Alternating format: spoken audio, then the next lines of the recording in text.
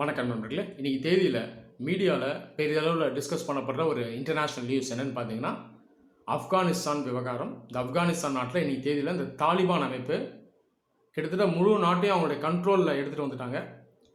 இதுக்கு முன்னாடியிலேருந்து பார்த்தீங்கன்னா, இந்த அமெரிக்க இராணுவம், அமெரிக்கன் ட்ரூப்ஸ் இந்த நாட்டிலேருந்து விட்ரா ஆகிட்டு இருந்தாங்க. 2001 வந்தாங்க. கிட்டத்தட்ட 20 வருஷம் அங்கே இருந்துகிட்டே இப்போ தான் விட்ரா ஆகிறாங்க. இந்த நேரத்தில் மறுபடியும் இந்த தாலிபானுடைய ஆதிக்கம் அங்கே அதிகமாகுது. இப்போ இதுதான் மீடியாவில் எல்லாரும் டிஸ்கஸ் பண்ணுறாங்க.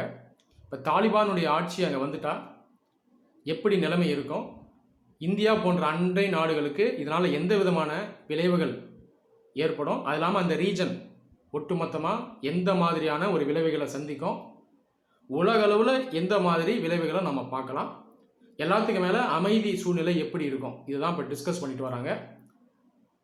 இந்த வீடியோலையும் நம்ம இதுதான் டிஸ்கஸ் பண்ண போகிறோம். இந்த தாலிபான் அமைப்பு எதனால் வந்துச்சு, இதை நான் ப்ரீஃபாக எக்ஸ்பிளைன் பண்ணுறேன். அது இல்லாமல் ஆப்கானிஸ்தான் நாட்டை பற்றியும் நான் ப்ரீஃபாக எக்ஸ்பிளைன் பண்ணுறேன். அது இல்லாமல் இன்றைக்கி தேதியில் அங்கே இருக்கக்கூடிய அரசியல் நிலவரம் என்ன, அதையும் நான் சொல்கிறேன். ஃப்யூச்சரில் இது எந்த மாதிரி போகக்கூடிய வாய்ப்பு இருக்குது, இதில் இந்தியாவினுடைய ரோல் என்ன, இதையும் நாம் அந்த வீடியோவில் டிஸ்கஸ் பண்ணலாம். ஒரு 15-20 நிமிஷத்தில் எல்லாத்தையும் நான் சொல்லக்கூடிய வாய்ப்பு இல்லை. முடிஞ்ச வரைக்கும் ப்ரீஃபாக நான் எக்ஸ்பிளைன் பண்ணுறேன். இப்போ மீடியாவில் நம்ம பார்த்தோம்னா, மெயினாக சோஷியல் மீடியாவில் இந்த தாலிபான் விவகாரத்தை டிஸ்கஸ் பண்ணுறாங்க. ஆனால் மெயினாக இதில் நம்ம கவனிச்சோம்னா ஓவராலாக கான்செப்ஷுவலாக எக்ஸ்பிளைன் பண்ண மாட்டாங்க. அங்கங்கே ஃபேக்டாக சொல்கிறாங்க. அமெரிக்கா தாலிபான் சண்டை போர் இப்படி தான் இதை டிஸ்கஸ் பண்ணுறாங்க. ஏதோ தாலிபானுக்கும் அமெரிக்காவுக்கும் இடையில் மட்டும்தான் நடக்கிற போர் அப்படின்னு பார்க்கப்படுது. இதுதான் உண்மை கிடையாது. அதே போல் ஒரு மதத்தை மட்டும் வச்சு இதை பார்க்குறாங்க. இதுதான் உண்மை கிடையாது. எந்த மதமும் பயங்கரவாதத்துக்கு காரணம் கிடையாது. எல்லா மதங்களும் பீஸ், லவ் இதை தான் ப்ராபகேட் பண்ணுது. ஆனால் ஒரு சில பேர் அவங்களுடைய லாபத்துக்காகவும் அரசியலுக்காகவும் மதத்தை யூஸ் பண்ணி அதை அவங்க பயங்கரவாதத்துக்காக யூஸ் பண்ணுறாங்க. இதுதான் உண்மை. அப்போ மத ரீதியாக இந்த விவகாரத்தை பார்க்குறதும் தப்பு. தாலிபான் வெர்சஸ் அமெரிக்கா இப்படி பார்க்குறதும் தப்பு. காரணம் என்ன அப்படின்னா, உலகத்தில் நடந்த இப்போதைக்கு நடந்துட்டு இருக்கக்கூடிய பல போர்கள், வார், அது இல்லாமல் அந்த வைலன்ஸ், இதெல்லாம் ஒத்து கவனிச்சிங்க அப்படின்னா இதெல்லாம் ஏதோ 2 நாடுகளுக்குள்ளே மட்டும் நடக்கிற விஷயம் இல்லை. அந்த நாட்டுக்குள்ளே மட்டும் நடக்கக்கூடிய உள் விவகாரம் கிடையாது.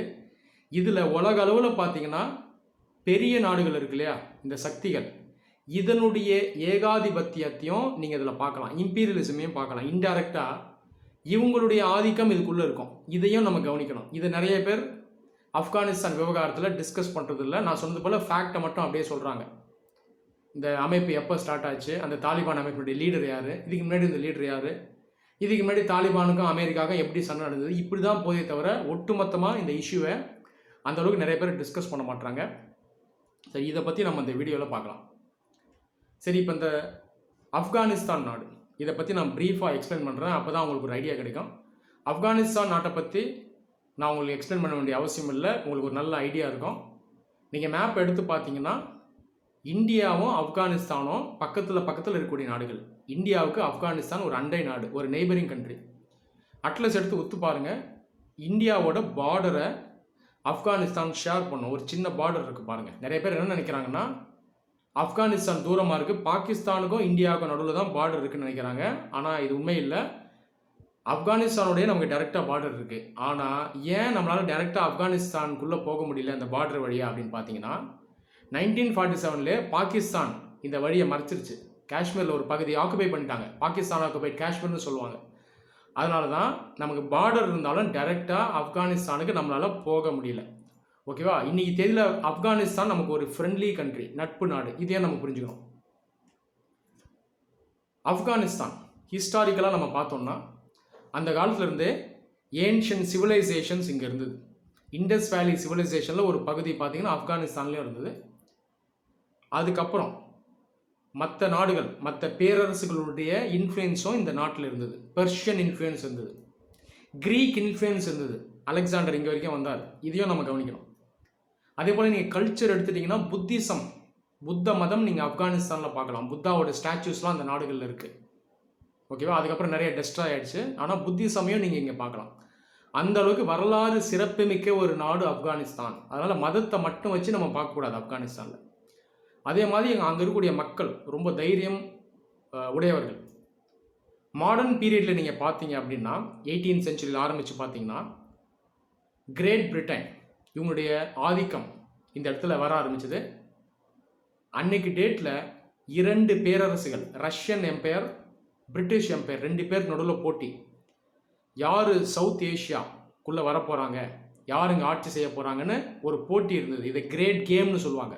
பிரிட்டன் என்ன நினச்சாங்கன்னா, ஒருவேளை ரஷ்யன்ஸ் சவுத் ஏஷியாவுக்குள்ளே வந்துட்டா என்ன பண்ணுறது, உதாரணத்துக்கு இந்தியாவுக்குள்ளே வந்துட்டா என்ன பண்ணுறது அப்படின்னு நினச்சாங்க.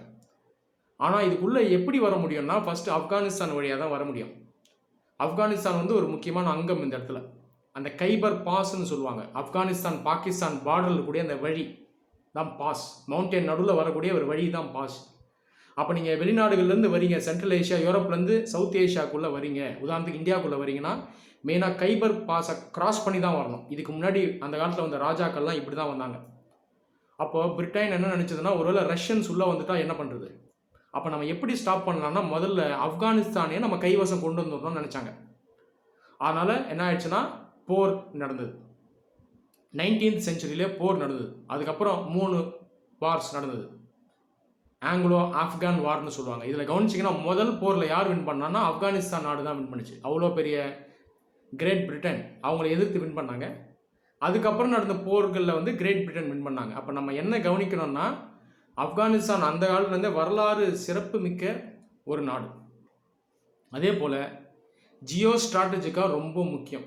இந்த நாட்டுக்கு வந்து முக்கியத்துவம் ரொம்ப ரொம்ப அதிகம். ஜியோ ஸ்ட்ராட்டஜிக் அப்படின்னா என்னன்னு கேட்டிங்கன்னா, ஒரு நாடு அதனுடைய புவியியல் சார்ந்து அதுக்கு மிகப்பெரிய ஒரு அட்வான்டேஜ் இருக்கும், வலிமை இருக்கும். அதனுடைய லொக்கேஷனை வச்சு அதுக்கு ஒரு மிகப்பெரிய லாபம் இருக்கும். நான் சொல்கிறது புரியுதா? உதாரணத்துக்கு ஒரு மலை உச்சி, அந்த இடத்துல நீங்கள் கண்ட்ரோல் பண்ணுறீங்கன்னா உங்களுக்கு எந்த அளவுக்கு கண்ட்ரோல் இருக்கும், சுற்றி இருக்க இடத்துல எல்லாத்தையும் பார்க்கலாம், தூரம் வர எனிமையை கூட அட்டாக் பண்ணிடலாம். இந்த மாதிரி ஒரு அட்வான்டேஜ் ஆப்கானிஸ்தானுக்கு அந்த காலத்துலேருந்தே இருக்குது.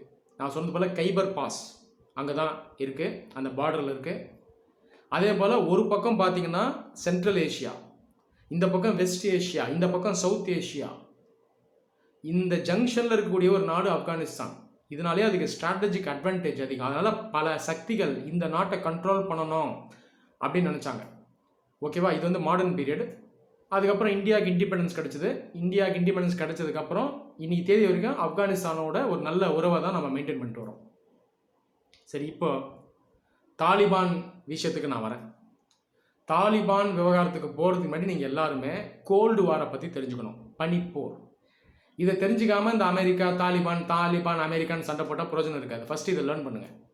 ஏன்னா இந்த பிரச்சனைக்கு முக்கிய மையப்புள்ளி, அந்த பேஸே பார்த்தீங்கன்னா இந்த கோல்டு வாரில் நடந்த அந்த ஏகாதிபத்திய சண்டை. இதை புரிஞ்சுக்கணும். சரி, இப்போ இந்த கோல்டு வார்ங்கிறது என்ன பார்க்கலாம். ப்ரீஃபாக சொல்கிறேன். 1945 1945 2ஆம் உலகப் போர் முடிவுக்கு வருது. 2ஆம் உலகப் போர் முடிவுக்கு வர அந்த எண்டில் பார்த்தீங்கன்னா இந்த உலகத்தில் 3 வல்லரசுகள் இருந்தாங்க. பிரிட்டன், அமெரிக்கா, சோவியத் யூனியனை யுஎஸ்எஸ்ஆர்னு சொல்லுவாங்க. ஆனால் 2ஆம் உலகப் போர் முடிஞ்ச உடனேயே இந்த ஒரு வல்லரசு கிரேட் பிரிட்டன் வந்து அதுக்கப்புறம் வல்லரசாக இல்லை. காரணம் என்ன? அது கீழே இருந்த அடிமையாக இருந்த காலனிஸ்லாம் அதை விட்டு போயிடுச்சு. சின்ன ஒரு நாடு தான், அதுக்கப்புறம் அது சின்ன ஒரு தீவு தான், அவ்வளோதான்.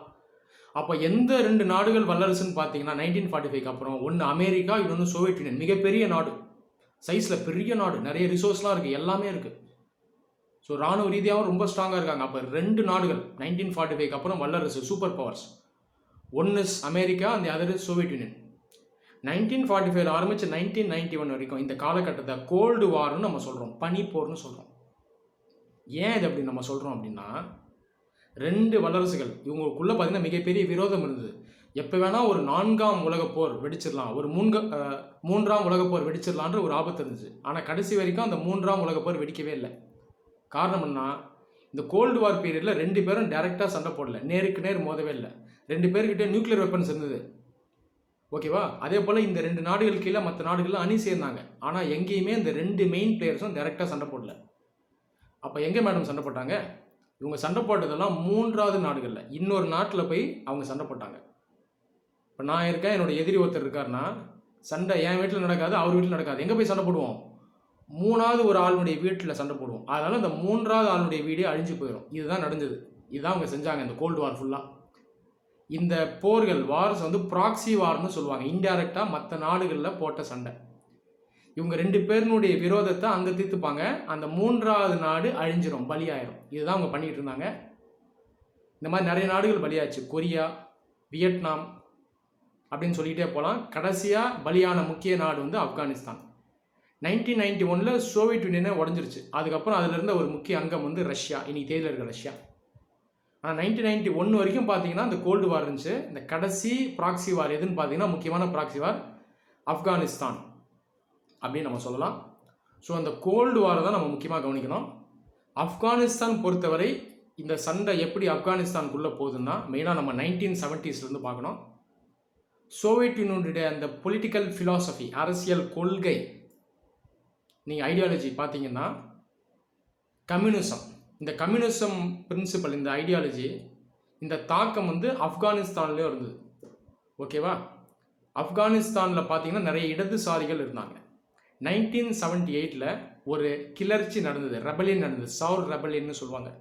அதில் சோவியத் யூனியன் சப்போர்ட் பண்ணக்கூடிய ஒரு கட்சி, ஓகேங்களா, டெமோக்ராட்டிக் பீப்புள்ஸ் பார்ட்டி, அவங்க வந்து ஆட்சிக்கு வராங்க ஆப்கானிஸ்தானில். 1978 வராங்க. இந்த கட்சி 1978 1992 வரைக்கும் ஆட்சியில் இருந்தது. அதுக்கப்புறம் ஒரு சிவில் வார் நடந்தது ஆப்கானிஸ்தானில். அது இப்போதைக்கு வேண்டாம், இது மட்டும் ஞாபகம் வச்சுங்க. 1978 ஒரு மாற்றம் வருது. சிம்பிளாக சொல்லப்போனால் சோவியத் யூனியன் அதனுடைய இன்டைரக்டான ஆட்சியை ஆப்கானிஸ்தானில் பண்ணுது. இது பேசிக்காக ஒரு லெஃப்டிஸ்ட் கவர்மெண்ட், இடதுசாரி கட்சி, கம்யூனிசமை பேஸாக வச்சுருந்த ஒரு கட்சி. இந்த கட்சிக்குள்ளேயே பார்த்தீங்கன்னா இன்டர்னலாக நிறைய ப்ராப்ளம்ஸ் இருந்துச்சு. அதுக்குள்ளே இருக்கிற லீடர்ஸ்குள்ளேயே பிரச்சனை இருந்தது. இதில் உத்து கவனிச்சிங்கன்னா இந்த ஆட்சி கீழே ஆப்கானிஸ்தான் மக்கள் நிறைய பேருக்கு விருப்பம் இல்லை. ரொம்ப ஸ்ட்ரிக்டாக ரூல்ஸை என்ஃபோர்ஸ் பண்ணாங்க. சோவியத் யூனியனில் பண்ணது மாதிரி இங்கே பண்ணாங்க. இதனால் மக்களுக்குள்ளே ஒரு டிஸ்சாட்டிஸ்ஃபேக்ஷன் இருந்தது. அது உண்மை தான். ஆனால் இதில் முக்கியமாக கவனிச்சோம்னா இந்த வாய்ப்பை யார் யூஸ் பண்ண பார்க்குறாங்கன்னா அமெரிக்கா யூஸ் பண்ண பார்க்குது. ஸோ உலகம் ஃபுல்லாக அவங்க சண்டை போட்ட மாதிரியே இங்கேயும் அந்த சண்டையை கொண்டு வராங்க. அப்போது இந்த இடத்துல நம்ம ஒத்து கவனிச்சோம்னா ஆப்கானிஸ்தான் மேலே ஆதிக்கத்தை கொண்டு வரதுக்கு ஒரு பக்கம் சோவியத் யூனியன் ட்ரை பண்ணுது. இதை காரணமாக வச்சு அமெரிக்காவும் உள்ளே வர பார்க்குது. ப்ராக்சி வாருக்கான ஏற்பாடு எல்லாம் நடந்துருச்சு. இப்போ சண்டை மட்டும்தான் ஆரம்பிக்கணும். இந்த மாதிரி ஒரு நிலை தான் இருக்குது. ஓகேவா? இந்த இடத்துல என்ன நடக்குது அப்படின்னு பார்த்தீங்கன்னா ஆப்கானிஸ்தான் நாட்டுக்குள்ளே அந்த ஆப்கானிஸ்தான் அரசு இருக்கு இல்லையா, அதை எதிர்க்கிறதுக்கு சில பேர் வராங்க. இவங்கள முஜாஹிதீன்னு சொல்லுவாங்க. ஆப்கான் முஜாஹிதீன். முஜாஹிதீன் அப்படின்ற அர்த்தம் பார்த்தீங்கன்னா ஒரு ஹோலி வாரியர் அப்படின்னு அர்த்தம். ஜென்ரலாக இவங்க என்ன பண்ணுறாங்கன்னா அந்த ஆப்கானிஸ்தானில் இருக்க அரசை எதிர்க்கிறாங்க. இதுக்கு அவங்க சைடில் சில ரீசன்ஸ் இருக்குது. நான் சொன்னது போல் அந்த ஆட்சி மேலே விருப்பம் இல்லை. ஆனால் உத்து பார்த்தீங்கன்னா இதை யார் அரசியலாக பார்க்குறான்னா அமெரிக்கா அரசியலாக பார்க்குது. இந்த ஆப்கன் முஜாஹிதீனை அவங்க சப்போர்ட் பண்ணுறாங்க. இதனால் சோவியத் யூனியன் என்ன பண்ணுதுன்னா அவங்க டைரெக்டாக இப்போ ஆப்கானிஸ்தானுக்குள்ளே வராங்க, இன்வேட் பண்ணிடுறாங்க ஆப்கானிஸ்தானை. ஆப்கானிஸ்தானுக்குள்ளேயே படையெடுத்து யார் வந்துடுறா? சோவியத் யூனியன் வந்துடுது. இப்போ ப்ராக்சி வார் ஆரம்பிச்சிருச்சு. ஒரு பக்கம் சோவியத் யூனியன் உள்ளே வந்துருச்சு, இன்னொரு பக்கம் அமெரிக்காவும் உள்ளே வர ஆரம்பிக்குது. ஓகேவா? அதனுடைய இராணுவத்தையும் அனுப்புது. யாரை சப்போர்ட் பண்ணுறாங்கன்னு பார்த்தீங்கன்னா இந்த ஆப்கான் முஜாஹிதீனை சப்போர்ட் பண்ணுறாங்க. நல்லா புரிஞ்சுக்கணும். இந்த நேரத்தில் தான் இந்த ஒசாமா பின் லாடன் போன்ற ஆட்கள் உள்ளே வராங்க. ஒசாமா பின் லாடன் பார்த்தீங்கன்னா அவர் ஆப்கானிஸ்தான் நாட்டை சேர்ந்தவர் கிடையாது, அவர் வந்து வெளிநாட்டை சேர்ந்தவர். ஆனால் இவர் வந்து இந்த ஆப்கான் முஜாஹிதீனுக்கு ஹெல்ப் பண்ணுறாரு. இவங்கெல்லாம் ஃபாரின் ஃபைட்டர்ஸ். அப்போ நீங்கள் ஒத்து கவனிச்சிங்கன்னா இந்த மாதிரி ஆட்களை இன்டைரக்டாக அமெரிக்கா அந்த காலத்தில் சப்போர்ட் பண்ணாங்க. ஒசாமா பின் லாடன் போன்ற ஆட்களுக்கும் அமெரிக்காவுக்கும் அந்த காலத்தில் உறவு இருந்துச்சு. இந்த மாதிரி முஜாஹிதீன் உருவாக்குறதுக்கு காரணம் வந்து அமெரிக்கா. அவங்கள சப்போர்ட் பண்ணாங்க, மேலே தூக்கி விட்டாங்க. அதுக்கப்புறம் இவங்களெல்லாம் அழிக்கிறேன்னு சொல்லி மறுபடியும் வந்தது பார்த்தீங்கன்னா அதே அமெரிக்கா. உலகம் ஃபுல்லாக கிட்டத்தட்ட பல நாடுகளில் இந்த செனாரியோ நீங்கள் பார்க்கலாம். கிட்டத்தட்ட ஒரே கதை தான். ஆரம்பித்து வச்சது அமெரிக்காவாக இருக்கும், முடிக்க வரேன் அப்படின்னு சொல்கிறது அமெரிக்காவாக இருக்கும். ஆனால் உத்து பார்த்தீங்கன்னா மெயினாக இந்த பிரச்சனைகள்லாம் யார் காரணம்னா அமெரிக்கா, சோவியத் யூனியன், 2 மிகப்பெரிய ஆட்கள். இவங்களுடைய விரோதத்தை அவங்க சரி பண்ணுறதுக்கு இந்த மாதிரி நாடுகளில் இறங்கிடுவாங்க. இதே தான் ஆப்கானிஸ்தான் நடந்தது. ஸோ இந்த நேரத்தில் பார்த்தீங்கன்னா இந்த சோவியட் ஆப்கான் வார், ஆப்கானிஸ்தான் முஜாஹிதீனுக்கும் சோவியத் யூனியனுக்கும் சண்டை நடக்குது. இது நீங்கள் இந்த சினிமாவில் கூட பார்த்துருக்கலாம், இந்த ராம்போ படத்துலலாம் கூட பார்த்துருக்கலாம். எப்படி காட்டியிருப்பாங்கன்னா அமெரிக்கா வந்து ஆப்கான் மக்களை சோவியத் யூனியன் கிட்டேருந்து காப்பாற்ற வந்த ஒரு ஹீரோ மாதிரி, ஒரு சேவியர் மாதிரி அதில் காட்டியிருப்பாங்க. ஆனால் உண்மை அது கிடையாது. 2 பேருமே ஒன்று தான். சோவியத் யூனியன், அமெரிக்கா 2 பேருமே ஆப்கானிஸ்தானை ஆட்சி பண்ணணும்னு நினச்சாங்க. அவங்க வந்து அதை இன்ஃப்ளூயன்ஸ் பண்ணணும்னு நினச்சாங்க. இதனால அந்த போர் வந்துச்சு. இதுதான் அந்த சோவியட் ஆப்கான் வார் அப்படின்னு சொல்கிறது.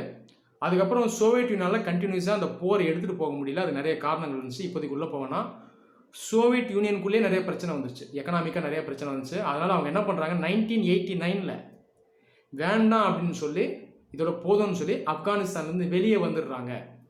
இது ஒரு வகையில் சோவியத் யூனியனுக்கு மிகப்பெரிய ஒரு ஃபெயிலியர். அமெரிக்காவுக்கு வியட்நாம் எப்படி ஒரு தோல்வி, அதே போல் ஆப்கானிஸ்தான் சோவியத் யூனியனுக்கு ஒரு தோல்வி.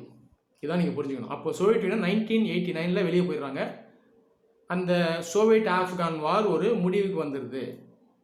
ஆனால் பிரச்சனையே இங்கே தான் ஆரம்பம். இந்த முஜாஹிதீனெல்லாம் உருவாக்கி விட்றாங்கல்ல அமெரிக்கா, இதுக்கப்புறம் இவங்க பார்த்தீங்கன்னா அங்கே முக்கியமான பிளேயர்ஸாக உருவாக ஆரம்பிக்கிறாங்க. இந்த முஜாஹிதீனுக்குள்ளேயே பார்த்தீங்கன்னா நிறைய பிரச்சனை, அவங்களுக்குள்ளேயே சண்டை, அதில் இருக்க லீடர்ஸ்குள்ளேயே சண்டை. ஓகேவா, சொல்லிட்டு புரியுதா? 1992 இந்த வருஷம் பார்த்தீங்கன்னா ஆட்சி அமையுது ஆப்கானிஸ்தானில், மறுபடியும் ஆட்சி அமையுது. இதுக்கு பார்த்தீங்கன்னா அந்த முஜாஹிதீன் சப்போர்ட் பண்ணுறாங்க. ஆனால் எல்லா முஜாஹிதீன் குரூப்ஸும் சப்போர்ட் பண்ணல. ஒரு சில பேர் சப்போர்ட் பண்ணுறாங்க, ஒரு சில பேருக்கு இந்த இடத்துல வந்து விருப்பம் இல்லை. இந்த இடத்துல தான் யார் உருவாக ஆரம்பிக்கிறாங்கன்னா தாலிபான் உருவாக ஆரம்பிக்கிறாங்க. 1994 தான் தாலிபான் அப்படின்ற அமைப்பு உருவாகுது. அதுக்கு முன்னாடி அல்கைதா உருவாயிருச்சு, 1980s உருவாயிருச்சு. அல்கைதா பார்த்தீங்கன்னா இவங்களுக்கு சப்போர்ட்டும் பண்ணியிருக்காங்க. அல்கைதாவில் ஒரு முக்கியமான மெம்பர் வந்து ஒசாமா பின் லாடன். அவருக்கு அந்த காலத்துலேருந்தே இந்த முஜாஹிதீனை சப்போர்ட் பண்ணவர் அவர். ஸோ இது எல்லாமே, இந்த ஈவெண்ட்ஸ் எல்லாமே இன்டர் கனெக்டட். இந்த ஏகாதிபத்தியம், ஸோ மதத்தை ஒரு ஐடென்டிட்டியாக யூஸ் பண்ணுறது, இந்த சண்டை எல்லாமே இன்டர் ரிலேட்டட், எல்லாம் ஒரே அங்கம் தான். இதுதான் நீங்கள் கவனிக்கணும். ஸோ 1994 தாலிபான் ஆப்கானிஸ்தானில் அஃபிஷியலாக உருவாயிருது. அவங்க என்ன பண்ணுறாங்கன்னா ஒரு அரசு ஆரம்பிக்கிறாங்க, 1996 ஆரம்பிக்கிறாங்க. இது பேர் வந்து இஸ்லாமிக் எமிரேட் ஆஃப் ஆப்கானிஸ்தான். சிம்பிளாக சொல்லணும்னா தாலிபான் நடத்தக்கூடிய ஒரு அரசு. இது வந்து 1996 ஆரம்பித்து 2001 5 வருஷம் வரைக்கும் தாலிபான் கையில் தான் ஆப்கானிஸ்தான் இருந்தது. டேர்னிங் பாயிண்ட் அப்போ வருதுன்னா 2001 வருது. அந்த 9/11 அட்டாக்ஸ் அமெரிக்காவில் நடக்குது. ஸோ ஒசாமா பின் லேடன் அதுக்கு ரெஸ்பான்சிபிலிட்டி எடுத்துக்கிறாரு. உடனே என்ன பண்ணுறாங்கன்னா அமெரிக்கா ஆப்கானிஸ்தானை இன்வைட் பண்ணுறாங்க. ஆக்சுவலாக நேட்டோ இவங்க ஃபோர்ஸஸ் எல்லாம் சேர்ந்து இன்வைட் பண்ணுறாங்க. அது முன்னாடி யூஎன் செக்யூரிட்டி கவுன்சிலும் இந்த விவகாரத்தை எடுக்குது. பட் மெயின் கான்ட்ரிபியூட்டர் யாருன்னு பார்த்தீங்கன்னா அமெரிக்கா. வார் ஆன் டெரர், பயங்கரவாதத்தின் மீது போர், அந்த பேரில் வந்து ஆப்கானிஸ்தானுக்குள்ளே 2001 வராங்க. அப்போ அமெரிக்கா என்ன சொல்கிறாங்கன்னா பயங்கரவாதத்தை ஒழிக்க போகிறோம் அப்படிங்கிறாங்க, ஒழிச்சிருவோன்றாங்க. ஆனால் இதுக்கே ஒரு முக்கிய காரணம் இவங்க தான். ஓகேவா, உள்ளே வராங்க 2001 வந்து இனி தேதி 2021 ஆகுது, 20 வருடம் ஆகுது. இப்போ வந்து பயங்கரவாதம் ஒழிஞ்சுதான்னு பார்த்தீங்கன்னா ஒழியல, அப்படி தான் இருக்குது. அப்போ ஆரம்பிக்கப்பட்ட தாலிபான் அமைப்பு இப்போ வரைக்கும் ஸ்ட்ராங்காக தான் இருக்குது. இப்போ தாலிபான் என்ன சொல்கிறாங்கன்னா நாடே எங்களுக்கு தான் அப்படின்றாங்க, நாங்கள் தான் மெயின் கண்ட்ரோலுங்கிறாங்க. இப்போதைக்கு இருக்க அரசை நாங்கள் ஏற்றுக்க மாட்டோம் அப்படின்னும் இப்போ தாலிபான் சொல்லுது. சைனா இவங்களுக்கு சப்போர்ட் பண்ணுறாங்க, இதை நம்ம கவனிக்கணும். அந்த காலத்தில் சோவியத் ஆப்கான் வார் நடக்கும்போதே முஜாஹிதீனுக்கு சைனா சப்போர்ட் பண்ணாங்க, இதையும் நம்ம கவனிக்கணும். சோவியத் யூனியனோட ஒரு ஃப்ரெண்டாக சைனா இருந்தாலும் யாருக்கு சப்போர்ட் பண்ணுறா, அமெரிக்கன் சைடுக்கு சப்போர்ட் பண்ணுறாங்க சைனா, இதெல்லாம் கவனிக்கணும், புரியுதா? அதனால் சைனா அமெரிக்காலாம் ஜென்ம விரோதிகள்னு சொல்கிறதெல்லாம் முற்றிலும் உண்மை இல்லை, இதுதான் புரிஞ்சுக்கணும். ஸோ இன்டர்நேஷ்னல் ரிலேஷன் பார்த்தீங்கன்னா ரொம்ப காம்ப்ளெக்ஸானது, காம்ப்ளிகேட்டடானது. இது நீங்கள் பல வருடம் நீங்கள் படித்தா தான் உங்களுக்கு உண்மை என்னன்றது தெரியும். 2018 டொனால்ட் ட்ரம்ப் அமெரிக்க அதிபராக இருக்கும்போது ஒரு அரேஞ்ச்மெண்ட் ஏற்படுத்துகிறாரு.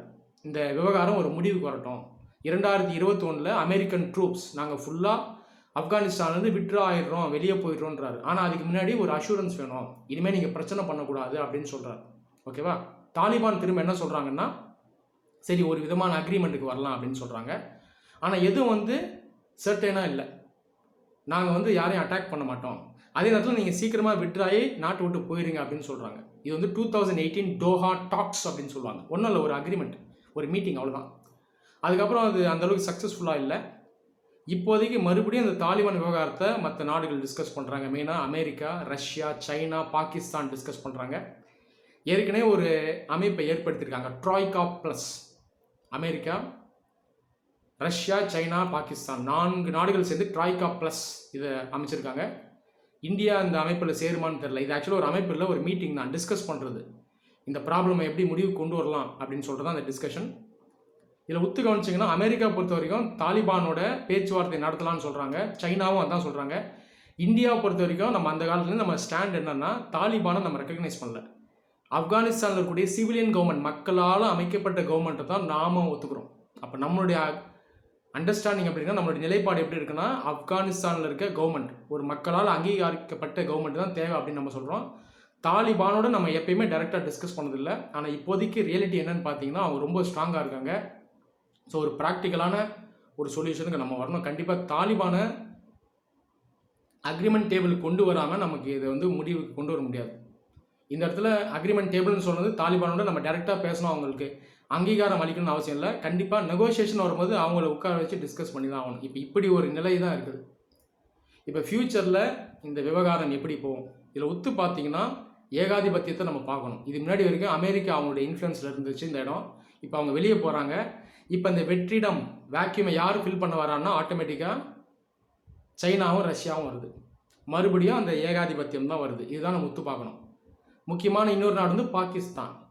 சோவியட் ஆப்கான் வார் நடக்கும்போதே அமெரிக்கா சைடில் இருந்தது பாகிஸ்தான். முஜாஹிதீன் ஹெல்ப் பண்ணவங்க இவங்க. ஓகேங்களா?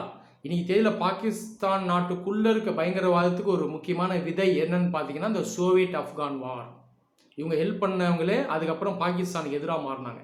ஸோ இதெல்லாம் இருக்குது. அப்போ இன்னைக்கு தேதியில் இந்த சூழ்நிலை இப்படி தான் இருக்குது. ஒரு பக்கம் தாலிபானுடைய ஆதிக்கம், இன்னொரு பக்கம் வரக்கூடிய நாட்கள் வருடங்களில் அமெரிக்கா விட்டு போன இடத்த யார் பிடிக்க போகிறா அந்த ஒரு ஏகாதிபத்தியம். இன்னொரு பக்கம் பார்த்திங்கன்னா அமைதி இந்த இடத்துல நிலவுமா, சவுத் ஏஷியா அமைதி இருக்கணும். இந்தியா நம்ம நாடு இங்கே தான் இருக்குது. ஒருவேளை இந்த பயங்கரவாதம் நம்ம நாட்டுக்குள்ளே வந்துச்சுன்னா ஆபத்து. பாகிஸ்தான் ஆல்ரெடி பயங்கரவாதத்தை ஊக்குவிக்கக்கூடிய ஒரு நாடு. அவங்களுடைய சில இன்ட்ரெஸ்ட்டுக்காக அவங்க பண்ணுறாங்க. இந்த அமெரிக்கா பார்த்திங்கன்னா பாகிஸ்தானோட சேர்ந்து நாங்கள் பயங்கரவாதத்தை ஒழிக்கிறோம், Pakistan is a partner in tackling terrorism அப்படின்னு சொன்னாலும் உண்மை என்னன்னு பார்த்தீங்கன்னா டைரெக்டாக பாகிஸ்தான் அவங்க எதிர்க்கிறது இல்லை. பாகிஸ்தான் பார்த்தீங்கன்னா அமெரிக்காவுக்கு ரொம்ப முக்கியம். நான் ஏற்கனவே பல முறை சொல்லியிருக்கேன்.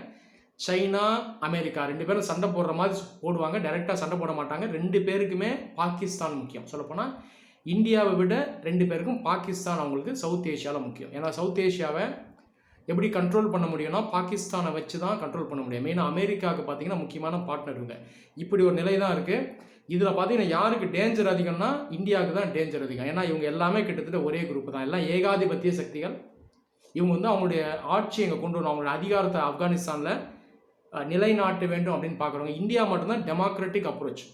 ஓகேவா? நாம் வந்து எங்கேயும் நம்மளுடைய ஏகாதிபத்தியத்தை செலுத்த மாட்டோம், முடிஞ்ச வரைக்கும் ஹெல்ப் பண்ணுவோம். ஸோ ஆப்கானிஸ்தான்லேயும் இதையும் நம்ம பண்ணுறோம். நம்மளோட அப்ரோச் வந்து ஆப்கானிஸ்தான் நாட்டுக்கு உதவணும். ஆப்கானிஸ்தான் ஒரு ஃப்ரெண்ட்லி கண்ட்ரி. ஏற்கனவே அங்கே இருக்க செக்யூரிட்டி ஃபோர்ஸஸை நம்ம ட்ரெயின் பண்ணிகிட்ருக்கோம், ஆர்மியை நம்ம ட்ரெயின் பண்ணுறோம். ஆனால் நம்ம அஃபென்சிவ் ரோல் ப்ளே பண்ணுறதில்ல. டேரெக்டாக நம்மளுடைய ராணுவத்தை அமைச்சு அங்கே இருக்க தாலிபானை நம்ம ஃபைட் பண்ணுறதில்ல. ஏன்னா இது நம்ம வேலை கிடையாது. நம்ம ஃபாரின் பாலிசியும் அதை சொல்லலை. ட்ரம்ப் என்ன பண்ணார்னா நம்மளை அங்கே சண்டை போட கூப்பிட்டார். ஆனால் நம்ம வந்து வரமாட்டோம்னு சொல்லிட்டோம். ஏன்னா எங்களுடைய வேலை அது கிடையாது அப்படின்னு நம்ம சொல்லிட்டோம். ஸோ இந்த நிலைப்பாட்டில் தான் இந்தியா இருக்குது. வரக்கூடிய வருடங்களில் எந்த மாதிரி நம்ம ரோல் ப்ளே பண்ண போகிறோம், ஒருவேளை மிலிட்ரி டைரெக்டாக அனுப்ப போகிறோமா, இல்லை வெறும் இந்த பீஸ் கீப்பிங் ஆப்ரேஷன்ஸை மட்டுமே நம்ம கான்ட்ரிபியூட் பண்ண போகிறோமா அப்படின்றத நம்ம பார்க்கணும். கண்டிப்பாக இந்தியா ஒரு முக்கியமான பிளேயர். நம்ம சைலண்ட்டாக இருக்க முடியாது.